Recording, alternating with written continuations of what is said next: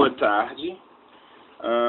Hoje é 14 de setembro e meu nome é Daniel Bedoni. Nós estamos dando continuidade a mais um vídeo da série de vídeos sobre dissertação para o Enem, certo? O vídeo de hoje vai ser um vídeo curtinho em que nós vamos discutir um pouco sobre a conclusão de um texto dissertativo argumentativo, certo? A conclusão que nós fizemos aqui, ela serve para o Enem, mas ela serve também para vestibulares e concursos, para outros vestibulares e concursos. E nós vamos discutir um pouco sobre a questão do texto dissertativo. A nossa série de vídeos já tem 4 vídeos. O primeiro foi um vídeo introdutório em que nós discutimos a questão da bilateralidade, sobre a questão da unidade argumentativa que o texto dissertativo precisa de ter, ele precisa transmitir uma mensagem. O segundo vídeo nós discutimos 4 modos de fazer a introdução do texto dissertativo. Nós lemos algumas introduções. Os links dos vídeos vão estar na descrição desse vídeo, você pode acessá-los. No terceiro e no quarto vídeos, os vídeos terceiro e quarto foram sobre desenvolvimento do texto dissertativo. E nós discutimos formas de fazer o desenvolvimento. No primeiro vídeo a gente já tinha discutido uma forma de fazer o desenvolvimento, que era o desenvolvimento por bilateralidade, em que você defende um argumento favorável à sua tese e você, no segundo parágrafo de desenvolvimento, apresenta uma tese contrária, um argumento contrário à sua tese, mas o desconstrói. O terceiro vídeo nós discutimos a construção do desenvolvimento desenvolvimento de argumentos favoráveis. Você pega 2 argumentos favoráveis e desenvolve. No quarto vídeo nós discutimos o desenvolvimento por perspectiva histórica. Como é que se deve fazer o desenvolvimento por perspectiva histórica e por perspectiva geográfica. Embora só haja uma redação com perspectiva histórica, lá eu discuti a questão da perspectiva histórica no desenvolvimento e da perspectiva geográfica e cifras. São coisas diferentes.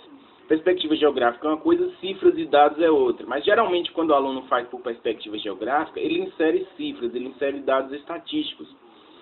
Eu recomendo utilizar esse tipo de construção de texto dissertativo quando os dados estatísticos aparecem na prova, ou quando você já o sabe de antecedência.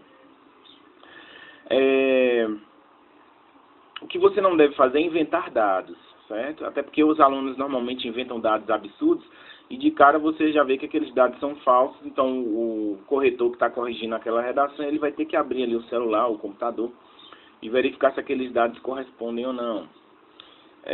Mas às vezes, como por exemplo um dos temas que o Enem cobrou, o tema da publicidade infantil, por exemplo, o penúltimo tema cobrado pelo Enem, ele trazia dados estatísticos sobre a questão da publicidade infantil no mundo e no Brasil. Você pode pegar esses dados e trazer como informação para o seu texto.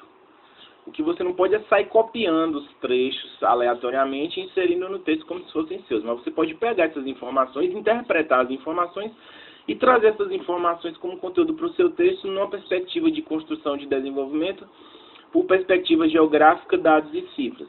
Essa redação que eu fiz hoje, eu fiz baseado com esse tipo de desenvolvimento. Então, na nossa série, nós apresentamos 4 formas de desenvolvimento. Por bilateralidade no primeiro vídeo, por apresentação de argumentos favoráveis no vídeo 3, por perspectiva histórica no vídeo 4 e o desenvolvimento sobre perspectiva geográfica e séries nós vamos ver hoje nesse 5º vídeo, embora o foco dele seja a conclusão, certo? Então aqui, o que é a conclusão? A conclusão é um elemento obrigatório, ele fecha o texto e ele tem como função principal amarrar a sua argumentação, reafirmando aquilo que você defendeu ao longo do texto.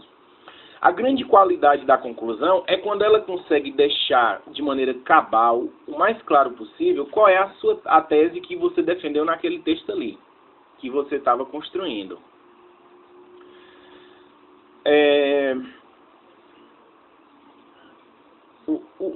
Quando é que a conclusão é ruim? A conclusão é ruim quando você fez um texto com introdução e desenvolvimento defendendo uma ideia e na sua conclusão é um erro que você não deve cometer em hipótese alguma. Você desvia simplesmente a atenção, inclusive às vezes defende a tese contrária.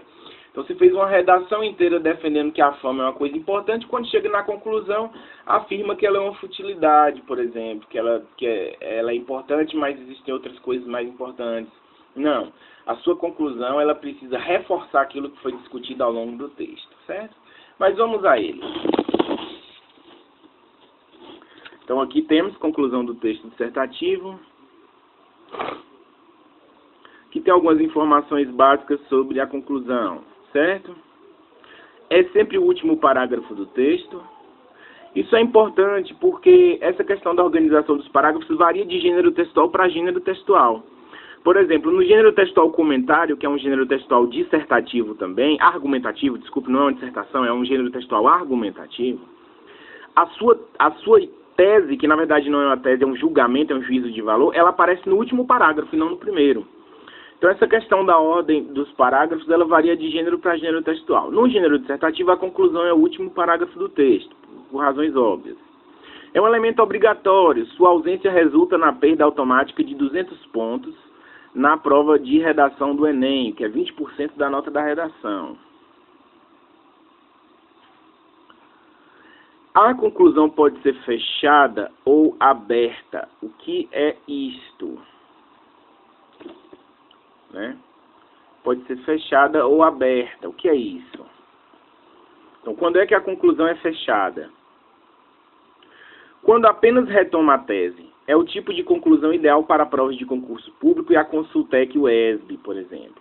Então, aqui nós temos a conclusão fechada. Então, o que é a conclusão fechada? Conclusão fechada é aquela em que você apresenta a conjunção conclusiva, que abre a conclusão, você retoma a tese, reafirma aquela tese que foi definida ao longo do texto e fecha com uma frase de efeito, com uma frase de encerramento, e que apenas serve, né, para poder concluir o texto, fechar a conclusão, amarrar o texto, né, costurar, digamos assim, a conclusão no restante da redação. Então, é uma conclusão fechada, ela apenas reafirma aquilo que foi desenvolvido ao longo do texto. A conclusão do Enem não pode ser fechada, ela é uma conclusão aberta. Então, o que é uma conclusão aberta? É quando projeta uma ideia nova, dedutível da discussão abordada no desenvolvimento, quando levanta hipóteses, quando elabora uma proposta, ou quando encerra com uma pergunta retórica ou citação de autoridade, que possa ser referendada no desenvolvimento. É o tipo de conclusão mais recomendável para o Enem, certo? O Enem ele já cobra de cara que ele quer a elaboração de uma proposta de intervenção. Mas em concursos, em vestibulares, você pode fazer uma conclusão aberta em que você apresenta a conjunção conclusiva e a retomada da tese, mas além disso, você pode, por exemplo, encerrar com uma pergunta retórica. Essa pergunta retórica, ela precisa de já ter sido respondida no texto. Pode ser a citação de uma autoridade, certo? Se você estiver defendendo a beleza, então você pode encerrar com aquela frase de Vinícius de Moraes, dizendo, né, por tudo isso, devemos cuidar de nossa beleza física, pois como dizia Vinícius de Moraes, né, beleza é fundamental. Então tem essa frase dele que poderia encerrar uma redação que defendesse a questão da beleza. Certo? Mas você pode projetar uma ideia nova, dedutível daquela discussão feita pelo texto, tá? Não pode ser uma ideia absolutamente nova, certo? Ou você pode elaborar uma proposta também. Vamos lá. Então, sempre muito cuidado. Neste último caso, a conclusão aberta, o aluno só poderá encerrar o texto com pergunta retórica e ou citação de autoridade quando essas já tiverem respaldo no desenvolvimento do texto. É um recurso arriscado que pode ser mal interpretado por um corretor desatento, como costumam ser os do Enem. Se bem usado em concursos vestibulares decentes, os corretores melhor preparados saberão dar o devido valor a esse cuidado especial. Então você não pode fazer aquele tipo de pergunta. Se o Estado não fizer nada, como vamos ficar? Como essa situação vai ficar? Como essas coisas vão mudar? Esse tipo de pergunta é absurda na conclusão do texto. É muito raro a gente encontrar esse tipo de coisa ainda em redações, mas de vez em quando aparece. Quando nós vamos corrigir, é raro aparecer esse tipo de coisa, mas ainda aparece. Mas você pode fazer uma pergunta desde que essa pergunta já tenha sido respondida. Eu acho um recurso arriscado, porque é difícil de usar, você não tem muito tempo para estar pensando numa boa pergunta. Então, como as redações e concursos você não tem muito tempo para perder, você teria de pensar numa pergunta muito bem feita, contar com a boa vontade intelectual do corretor. A melhor coisa é você não usar esse recurso, certo? Conjunção conclusiva é obrigatória. Na altura do campeonato, 14 de setembro, corrigindo redações, nós ainda estamos pegando textos cuja conclusão é introduzida sem conjunção conclusiva. A conjunção conclusiva é obrigatória para esse gênero textual, assim como o elemento coesivo que amarra os parágrafos de desenvolvimento, certo? Nós vamos ver isso dentro do texto. Unesp 2007, a busca da beleza do corpo nos dias atuais. Nós já fizemos uma redação com esse tema, certo? Eu vou mostrar para vocês aqui a redação com o tamanho de fonte 10, certo? Para vocês verem mais ou menos como ficou o tamanho do texto, ó. Então, esse aqui é o nosso texto.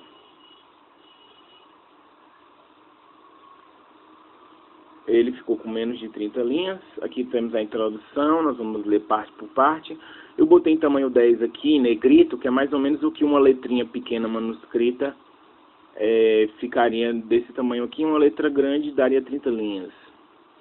Então, de azul aqui temos o tema e de vermelho temos a pergunta tendenciosa. Eu fiz essa introdução não com tema e tese, ou tema, tese, argumento 1, argumento 2, ou tema por meio de citação de autoridade, que é por paráfrase e tese. Eu fiz por apresentação de tema e pergunta tendenciosa. Então, se você quiser saber esses 4 modos de fazer a introdução, assista o segundo vídeo da série que eu ensinei isso lá. Aqui tem os 2 parágrafos de desenvolvimento e tem a conclusão. Aqui tem 4, 5, 6, 7, 8, 9, 10, 11, 12, 13, 14, 15, 16, 17, 18, 19, 20, 21, 22, 23, 24, 25, 26, 27, 28 linhas. Tem esse texto, certo?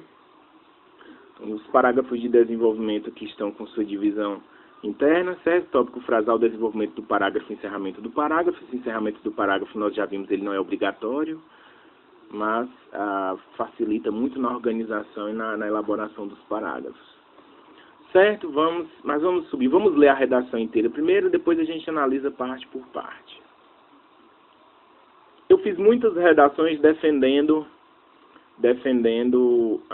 a questão da beleza física. Essa eu resolvi fazer atacando a questão da busca pela beleza física, certo? Então, essa redação foi feita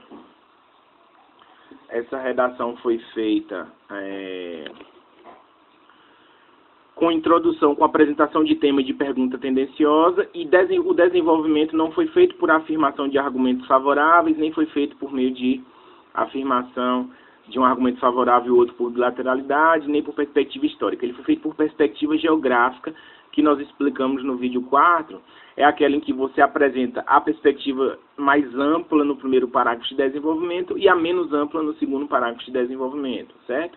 Então, eu falo da questão da estética no mundo primeiro e depois o caso do Brasil. Se você for falar dentro do Brasil, primeiro você fala do Brasil como um todo e depois particulariza para alguma região específica, ou para as cidades, ou para o campo. Enfim, sempre do macro para o micro. Na perspectiva histórica do mais antigo para o mais moderno, na perspectiva geográfica do macro para o micro. Vamos ver aqui a introdução, tá? Então, até discussão aqui é a minha apresentação do tema.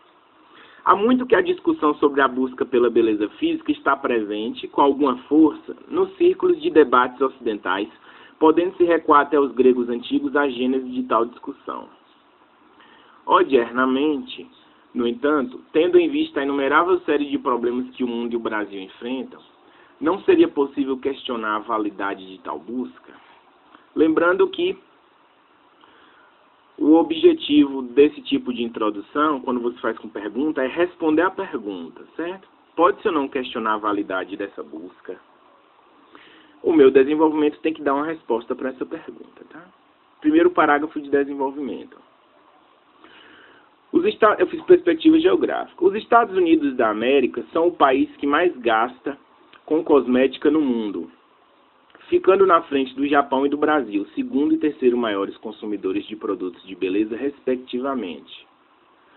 Os estadunidenses gastaram em 2015, segundo dados publicados no site statista.com, mais de 60 bilhões de dólares com esse tipo de produto. Valor que deve ser ultrapassado e pode chegar a mais de 62 bilhões. Valor igual ao PIB nominal, Produto Interno Bruto, do Quênia, país africano onde vivem mais de 44 milhões de pessoas, certo? Deve ser ultrapassado em 2016, faltou essa informação aqui. Como eu disse a vocês, geralmente eu faço essas redações em 50 minutos, 1 hora, para poder imitar o tempo que nós temos para fazer uma redação, e essas falhas acontecem mesmo. Por isso que é importante, antes de passar o rascunho a limpo, você dar uma lida. É nessa lida que você consegue perceber as falhas e consertar, certo? Somente como termo de comparação, o ônibus espacial da NASA, Agência Espacial Americana, custa cerca de 1,7 bilhões de dólares. Assim, muito do dinheiro gasto com futilidades cosméticas poderiam potencializar outras mais interessantes, como o da tecnologia e da ciência. Vamos voltar aqui para esse parágrafo. Então, eu tenho uma perspectiva geográfica mais ampla aqui, eu falo da questão dos Estados Unidos, né? Eu não estou falando só da questão da busca pela beleza nos dias atuais no Brasil, eu falo dos Estados Unidos, que é o maior consumidor de cosmético do mundo. Como eu estou atacando essa ideia, eu vou tentar colocá-la como se fosse uma futilidade, tá? Nós temos outras redações na série em que eu estou defendendo a questão da busca pela beleza. Então, os Estados Unidos da América são o país que mais gasta com cosmética no mundo, ficando na frente do Japão e do Brasil, segundo e terceiro maiores consumidores de produtos de beleza, respectivamente. Os estadunidenses gastaram em 2015, segundo dados publicados no site statista.com, mais de 60 bilhões de dólares com esse tipo de produto, valor que deve ser ultrapassado em 2016 e pode chegar a mais de 62 bilhões, valor igual ao PIB nominal, Produto Interno Bruto, do Quênia, país africano onde vivem mais de 44 milhões de pessoas. Somente como termo de comparação, um ônibus espacial na NASA, Agência Espacial Americana, custa cerca de 1,7 bilhões de dólares. Bilhão, né?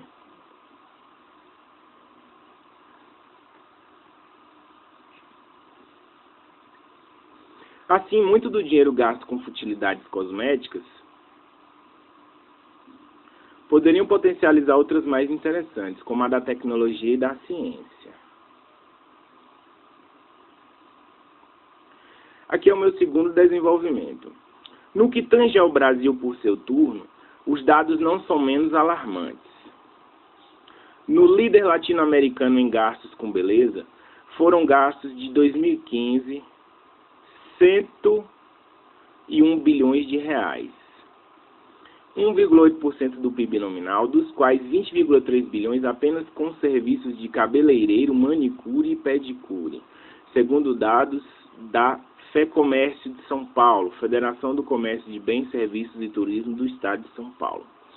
Este último tipo de gasto representa um número maior que os realizados com cursos regulares de educação, do pré ao ensino médio, e que os realizados com alguns alimentos básicos, como aves e ovos no mesmo período, que somaram respectivamente 17,24 e 18,86 bilhões de reais.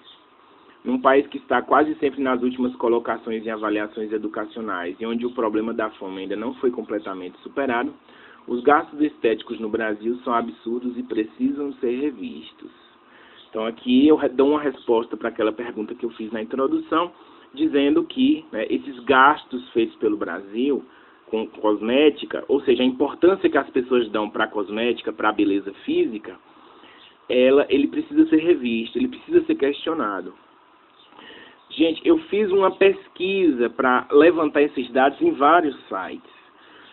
Os dados que bateram, que chocaram, que foram comuns, o que eu fiz com esses dados? Eu os utilizei, anotei no caderninho e utilizei. Lá na sua redação, dificilmente você vai se lembrar com detalhes de determinados dados. Se você conseguir lembrar, você pode conseguir lembrar do dado, assim, genericamente. O Brasil gastou cerca de 20 bilhões de reais, cerca de 20 bilhões de reais com manicure, pedicure e cabeleireiro. Os brasileiros gastaram em 2015. Então, você memoriza essa informação. O Brasil gastou cerca de 100 bilhões de reais com beleza, né? Quase 2% do PIB foram gastos com pedicure e manicure. Você pode ir memorizando os dados assim. Se os dados aparecerem na proposta, então você pode coletar esses dados e usar.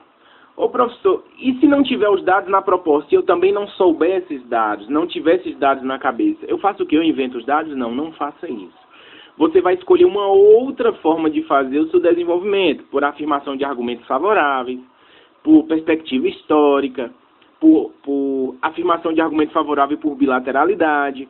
E existem outras formas de fazer o desenvolvimento, né? Assista os outros vídeos da série para você poder escolher uma delas. Agora, esse tipo de construção de texto é muito interessante quando os dados estatísticos aparecem na prova. E aqui vem a minha conclusão, que é o foco do nosso vídeo hoje. Assim sendo, essa conjunção conclusiva é obrigatória, ela precisa estar no texto, ela pode ser inserida no meio da frase. Pode se asseverar dessa forma, pode se asseverar desse modo, pode se asseverar, portanto, vírgula, portanto, vírgula, que os brasileiros. Você pode. O que não pode é ele estar ausente. É esse elemento coesivo que une a conclusão ao desenvolvimento. Assim sendo, pode-se asseverar que os brasileiros gastam muito a fim de parecerem belos, deixando de lado elementos mais importantes, tais como a educação e a alimentação. A criação de Aí aqui vem a proposta de intervenção. A criação de um programa nacional de educação doméstica, voltado para as escolas públicas, que criasse cartilhas e palestras visando ao esclarecimento das crianças sobre o estabelecimento de prioridades em seus gastos e como planejar melhor estes. Né? Isso que seria uma boa proposta de intervenção.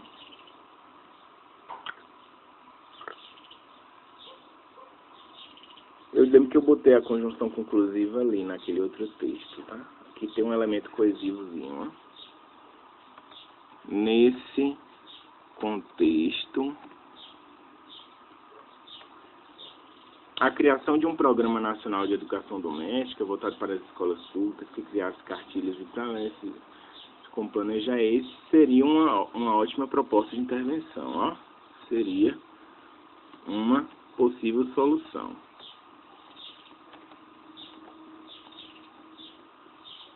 Vejam bem, essa proposta de intervenção aqui, ela é uma exigência no Enem, tem que estar. Se o seu corretor ler o seu texto e não tiver proposta de intervenção, ele vai reler o desenvolvimento. Se tiver alguma proposta de solução no desenvolvimento, ele vai te dar 40 pontos, se for boa, 80 pontos, diluída no desenvolvimento. Se não tiver proposta de intervenção, você perde 200 pontos de cara, que é hoje da competência 5. Redações de concurso e de outros vestibulares que pedem texto dissertativo, ele exige apenas a conjunção conclusiva, a retomada da tese, a afirmação da tese, nesse caso aqui de que a beleza é uma futilidade, a busca pela beleza é uma futilidade, e aí você faz uma frase de efeito para encerrar o texto. Certo? Vamos ver esse texto em partes. Ó. Vamos ver aqui. Aqui tem minha introdução. Então aqui tem o tema. Há muito que a discussão sobre a busca pela beleza física está presente, com alguma força, nos círculos de debates ocidentais, podendo se recuar até os gregos antigos à gênese de tal discussão. Então, essa é a apresentação do tema. Então o tema é sobre a questão da busca pela beleza. E aqui vem a pergunta tendenciosa que nós discutimos no vídeo 2. Em qual contexto nós vamos utilizar esse tipo de introdução? Odiernamente, no entanto, tendo em vista a inumerável série de problemas que o mundo e o Brasil enfrentam, não seria possível questionar a validade de tal busca? É a pergunta tendenciosa, certo?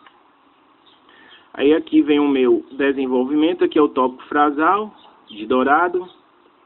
Os Estados Unidos da América são o país que mais gasta com cosmética no mundo, ficando na frente do Japão e do Brasil, segundo e terceiro maiores consumidores de produtos de beleza, respectivamente. Existe uma expectativa de que o Brasil passe o Japão, segundo os textos que eu li. De roxo tem o desenvolvimento do primeiro parágrafo de desenvolvimento, certo? O desenvolvimento do tópico frasal. Os estadunidenses gastaram em 2015, segundo dados publicados no site statista.com, mais de 60 bilhões de dólares com esse tipo de produto, valor que deve ser ultrapassado em 2016, como nós botamos no outro lá, e pode chegar a mais de 62 bilhões. Valor igual ao PIB nominal, Produto Interno Bruto do Quênia, país africano onde vive mais de 44 milhões de pessoas. Somente como termo de comparação, um ônibus espacial da NASA, Agência Espacial Americana, custa cerca de 1,7 bilhão de dólares. Então aqui, o desenvolvimento do parágrafo, eu tento mostrar que as pessoas gastam muito dinheiro com futilidade, né? Quer dizer, só nos Estados Unidos as pessoas gastam com cosmética o equivalente ao PIB do Quênia inteiro, né? A produção econômica de 44 milhões de pessoas. Um ônibus espacial custa 1 bilhão e 700 milhões de dólares. Então você poderia, por exemplo, construir outros ônibus espaciais, ou seja, investir em tecnologia. E aqui tem o encerramento do parágrafo, de verde. Assim, muito do dinheiro gasto com futilidades cosméticas poderia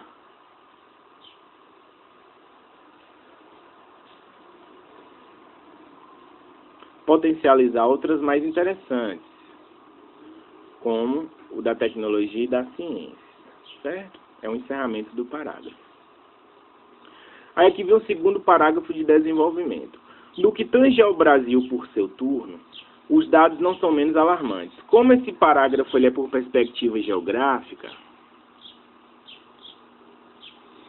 então o primeiro parágrafo eu fiz um contexto mais amplo. Eu falei dos Estados Unidos, eu falei assim do que lidera o ranking mundial. Aí eu particularizo com o problema do Brasil, do macro para o micro.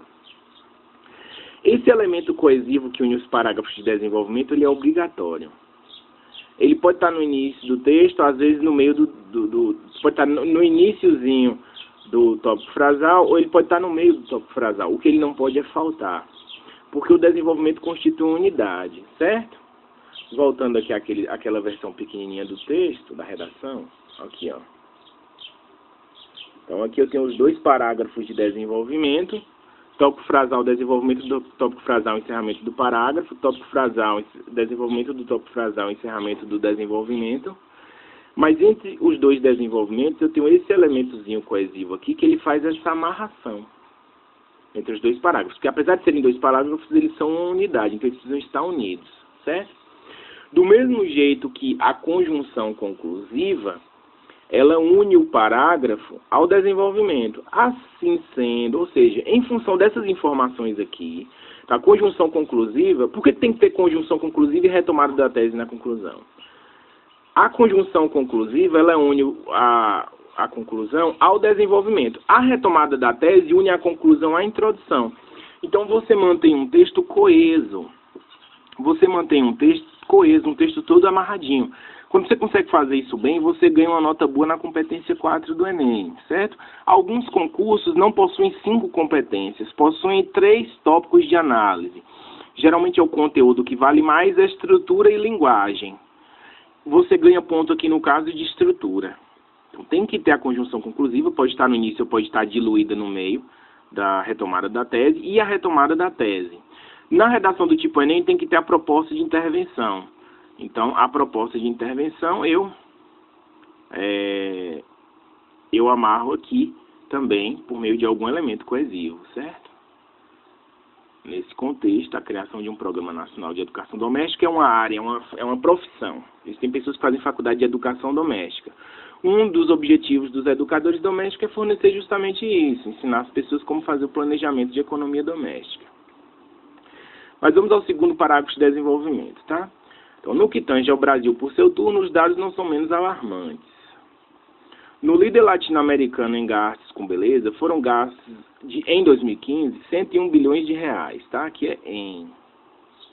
Foram gastos, em 2015, 101 bilhões de reais, 1,8% do PIB nominal, dos quais 20,3 bilhões apenas com serviços de cabeleireiro, manicure e pedicure. Segundo dados da FEComércio de São Paulo, Federação do Comércio de Bens, Serviços e Turismo do Estado de São Paulo. Toda sigla que tiver no texto precisa ser desenvolvida na primeira vez. Se ela aparecer de novo, aí não. Este último tipo de gasto representa um número maior que os realizados com cursos regulares de educação do pré ao ensino médio e que os realizados com alguns alimentos básicos, como aves e ovos, no mesmo período, que somaram, respectivamente, 17,24 e 19,86 bilhões de reais. Se você tiver esses dados na proposta, você pode trazer para o texto parafraseando, usando os dados com suas próprias palavras. Se você não tiver esses dados, se você lembrar dos dados por cima, você pode usar aproximadamente. E se você não souber de dado nenhum e não tiver dado nenhum, aí você escolhe um outro modo de fazer o desenvolvimento. Não inventem dados. Aproveitando mais uma coisa aqui, veja bem. Ô professor, por que existem algumas siglas, como PIB, SP de São Paulo, que ficam sempre com inicial maiúscula, e algumas siglas, elas podem ficar com a primeira inicial maiúscula e as outras minúsculas? Aqui tem uma regrazinha que é bem fácil de internalizar e pode te ajudar daqui para frente. Todas as vezes que a sigla tiver 3 letras ou menos, ela precisa ser escrita sempre com inicial maiúscula. PIB, SP de São Paulo, USP, ONU, todas essas siglas, elas que tiverem 3, PT, PSB, alguns partidos que têm siglas de 3 ou 2 letras só, com 3 ou 2 letras só, elas precisam ser escritas sempre com inicial maiúscula. Se a sigla tiver 4 letras ou mais, aí você vai ter que analisar a sigla, certo? Se a sigla não constitui uma palavra fácil de pronunciar, se você tiver que cantar todas as letras, aí ela obrigatoriamente vai ficar com todas as letras maiúsculas. BNDES, que é o Banco Nacional de Desenvolvimento Econômico e Social, se não me engano. BNDES, PSDB, que é a sigla de um partido, PRTB, que é a sigla de um partido, certo? O FMT, que é a Universidade Federal do Mato Grosso. Agora, se a sigla tiver mais de 3 letras e constitui uma palavra fácil de pronunciar, como em caso de Fé Comércio, AIDS, Unicamp. Então, além de ter mais de 3 letras, ela constitui uma palavra fácil de pronunciar. O ESB, que é a universidade onde eu estudo, Universidade Estadual do Sudoeste da Bahia. Nesses casos, você pode ou deixar a sigla com todas as letras maiúsculas, ou você pode manter só a primeira maiúscula. Nesse caso é opcional. Certo? Então, AIDS, por exemplo. AIDS é uma sigla que tem 4 letras. Constitui uma palavra fácil de pronunciar? Constitui. Eu não preciso dizer AIDS. Eu posso dizer simplesmente AIDS. Eu consigo dizer uma palavra. Aí, nesse caso, pode ficar todas maiúsculas como PIB, mas pode ficar como está aqui em Fé Comércio. Então, a sigla Fé Comércio, para a Federação do Comércio de Bens, Serviços e Turismo do Estado de São Paulo, certo? Ela constitui uma palavra fácil de pronunciar, então ela pode ficar só com a primeira maiúscula. Agora, se tiver mais de 3 letras, mas não constitui uma palavra fácil de pronunciar, se você tiver que cantar todas as letras, então, deixa eu ver isso aqui. Então, você vai ter de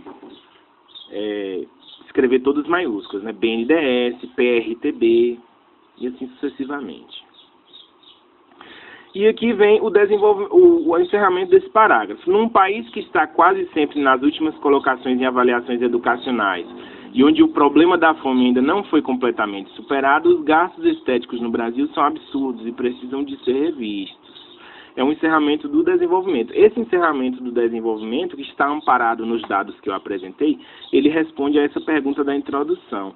Podemos questionar a validade de tal busca? Eu estou defendendo que sim, que devemos questionar a validade de tal busca porque haveria coisas mais importantes. Aqui vem um elemento coesivo assim sendo. Você pode usar assim sendo assim, por isso tudo, por tudo isso, dessa forma, desse modo, logo. Você pode usar portanto. Alguns corretores não gostam do portanto, porque portanto é muito manjado, muita gente já usa.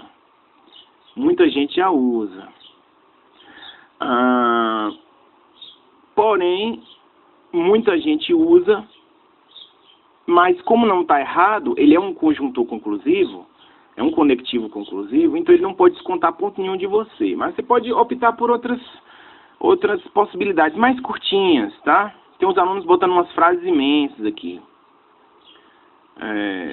Haja vista as informações discutidas acima. Não faça isso. Faça uma coisa mais simples, mais evidente para o seu corretor. Assim sendo assim, desse modo. Qualquer um desses serve. Portanto, logo, certo? Então, assim sendo, pode-se asseverar que os brasileiros gastam muito a fim de parecerem belos, deixando de lado elementos mais importantes, tais como a educação e a alimentação. É a retomada da tese. Aí aqui vem, para o Enem é necessário ter a proposta de intervenção. Então, vem um elemento coesivo nesse contexto, né? Nesse contexto de que nós devemos buscar coisas mais importantes. A criação de um programa nacional de educação doméstica programa voltado para as escolas públicas, que criasse cartilhas e palestras visando ao esclarecimento das crianças sobre o estabelecimento de prioridades em seus gastos e como planejar melhor esses, né? Seria uma possível solução para essa problemática, certo? Todas essas falhazinhas do texto, gente, é porque eu faço o texto em 50 minutos, dou uma lida por cima, quando eu vou apresentar o texto numa sala. O último Enem que eu fiz é 920, o último vestibular na Consultec que eu fiz eu tirei 9,4, então foi o vestibular que eu fiz em 2013. Então, a minha média de nota é essa daí, tá? Eu nunca tiro menos do que 9. Eu já tentei outros vestibulares também, concurso, eu nunca tiro menos que 90%. Eu deveria tirar mais, mas eu nunca tiro menos que 90%, certo? Então, essas falhas são normais. Eu falo para os meus alunos que leia, você fez o rascunho, né, de sua redação, que é uma sugestão minha. Você fez o rascunho de sua redação. Então, dá um tempo, faça o seu rascunho, dê um tempo nele, vai responder algumas questões da prova. Aí depois você volta nele e dá uma lida. Depois que você responder umas 10 questões, 15 questões da prova, você volta no seu rascunho, porque você vai estar com a cabeça mais fria. Na releitura, você vai ver palavras repetidas, às vezes você repete muito uma palavra, uma vírgula que está muito evidentemente errada, né? Ou faltou algum elemento, ou quando tem algum parágrafo mais fraco, ou quando tem alguma frase mais ou menos sem sentido. Então, é nessa releitura cuidadosa é que você vai poder ver as falhas que seu texto tem. Então, antes de passar o rascunho a limpo, releia o seu texto. Você percebe, às vezes, se você usa uma palavra fora de contexto, certo? O que você não deve fazer nunca, assim, duas coisas que você não deve fazer nunca para vestibular nenhum que cobrar texto dissertativo e argumentativo. É fazer a sua conclusão, desmentir o seu texto. Até aqui, até a ideia de que os gastos com beleza precisam ser revistos, eu fiz uma redação desfavorável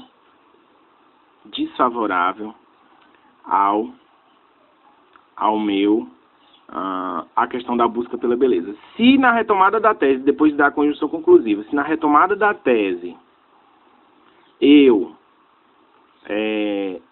afirmo que é importante ter beleza, porque beleza é melhorar a autoestima das pessoas, eu estou matando meu texto. Porque o corretor vai ler isso aqui e vai ficar pronto. Agora eu não sei qual é a tese do texto. Ele é contra ou a favor da beleza? No Enem, se a redação não for anulada, você deve perder de cara 200 pontos aí. Certo? Só por cometer esse erro. Então, se o texto até o fim do desenvolvimento foi contra a busca pela beleza, a conclusão não vai fazer mais do que reafirmar, né, esse posicionamento contrário à busca pela beleza. Outro erro que está acontecendo muito é que alguns alunos estão apresentando a conjunção conclusiva e já estão começando a apresentar uma proposta de solução. Não pode. Então, você faz a conjunção conclusiva e retoma a tese. Aí você vai ter um tempo para pensar numa proposta de intervenção. Pense numa proposta de intervenção que seja num formato de projeto. Aqui eu falei da questão do educador doméstico. Existe essa faculdade, essa graduação de educação doméstica. Você pode fazer graduação em educação doméstica. Um dos trabalhos do educador doméstico é ajudar as pessoas com planejamento econômico, né? Então aqui eu estou propondo que as crianças tenham nas escolas cartilhas e palestras voltadas à questão, né, da educação doméstica, né, da economia doméstica, para ela saber com o que ela deve gastar, para aprender a ter prioridades, né? Nosso povo brasileiro gastou 100 bilhões só para se manter bonito. Isso é mais ou menos 10% do PIB do Brasil, né? Então, o que eu estou questionando aqui é que esses gastos são muito grandes. E essa proposta de intervenção, ela tem um formato de projeto. Ela começa a se desenhar na cabeça do seu corretor. Agora, veja bem, tem algumas propostas de intervenção que estão muito genéricas. O governo deve criar uma lei que ajude a fiscalizar essa problemática, a punir os responsáveis, ou a mídia deve conscientizar as pessoas. Isso fica muito genérico. Sim, mas a mídia vai conscientizar quem, como? Né? Uma coisa é você dizer lá, ó, o governo, o Ministério da Educação, o Ministério do Planejamento Econômico, o Ministério da Fazenda, em trabalho conjunto, devem criar um programa para ser disseminado no rádio e na televisão, ensinando às pessoas como gastar da melhor forma o seu dinheiro, né? O seu corretor começa a visualizar a cena dessa coisa acontecendo, certo? Gente, veja bem, para encerrar o nosso vídeo, o que eu posso dizer? Alguns alunos sentem dificuldade de fazer a conclusão. Eu já falei isso em algum dos vídeos. Professor, eu tenho dificuldade de fazer a conclusão do texto. Eu fiz o texto até o desenvolvimento, na hora da conclusão eu empaco. Por que o aluno às vezes empaca na hora de fazer a conclusão? O aluno empaca às vezes na hora de fazer a conclusão porque a tese não está clara. É por isso que eu falei, pare, leia o seu tema com cuidado, tenta ver qual é o recorte que ele está dando, qual é o recorte que ele está dando ali. Aí depois que você visualizar esse recorte, você, né, quando aparecer esse recorte, ele quer que eu fale disso aqui, quer que eu fale da questão da busca pela beleza, mas ele está falando de beleza física. E aí você vai perguntar, o que eu acho desse assunto? Eu quero fazer uma redação como a que eu fiz aqui, condenando a questão da busca pela beleza. Então você vai buscar argumentos que condenem essa busca pela beleza e na sua conclusão você vai reafirmar essa condenação. Então, você precisa, a primeira coisa para você ganhar tempo é você parar um tempinho, dedicar um tempinho à leitura cuidadosa da proposta, entender qual é o recorte, pensar qual é a sua opinião em relação àquilo. Quando você fizer isso, vai ser mais fácil o resto. Inclusive, como a tese já está clara no seu texto, você já sabe que você vai fazer um texto contra a questão da beleza, ou a favor da questão da busca pela beleza, na hora de fazer a conclusão, você coloca a conjunção conclusiva e reafirma esse posicionamento.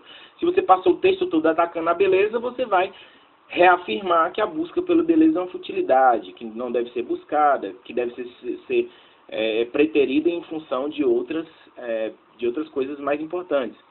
Se você defendeu que ela é importante sim, porque ela traz benefícios para as pessoas, você vai reafirmar isso na conclusão, certo? Geralmente, dificuldade em fazer a conclusão é porque a tese ainda não está clara na sua cabeça.